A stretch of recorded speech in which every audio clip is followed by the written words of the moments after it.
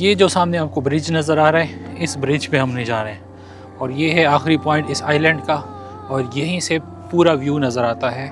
इस झील का।